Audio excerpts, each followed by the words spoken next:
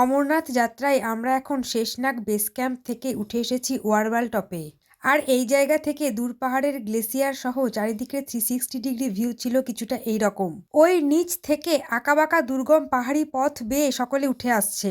এই ওয়ারওয়াল টপেও একটি ভান্ডারা ছিল যেখানে বিভিন্ন রকমের খাবার পাওয়া যাচ্ছিল।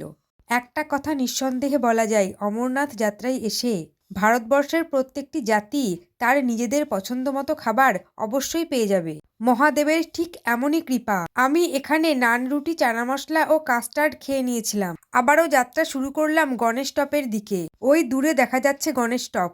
ঢালাই করা এই রাস্তার পাশাপাশি ডান দিকে পাহাড়ের উপর দিয়েও পুণ্যার্থীরা চলেছে শর্টকাট রুট ধরে। তবে আমার ব্যক্তিগতভাবে মনে হয়েছে অমরনাথ যাত্রার সবচেয়ে কঠিন ও প্রাণান্তকর চড়াই হলো এই গণেশ টপ। আর উচ্চতা 15,000 ফুটের আশেপাশে হওয়ায় এখানে বেশ শ্বাসকষ্ট অনুভূত হয়। পৌষপত্রীর ভিডিও নিয়ে ফিরছি পরের শর্টসে।